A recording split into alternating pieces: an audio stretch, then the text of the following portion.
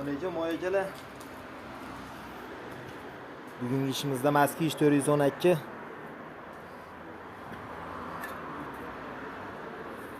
Bu mashinamizning kollektor qismlarida ikkitasi bitta bo'lgan joyi teshilib qolgan ekan.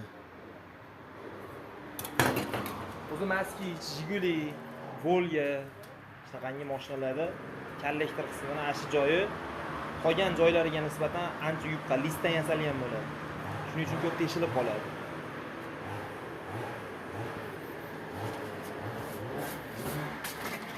Biz bu mashinamizga turbadan perdelka qilib kollektorda ikkitasi bitta bo'lgan joyini yasab berdik.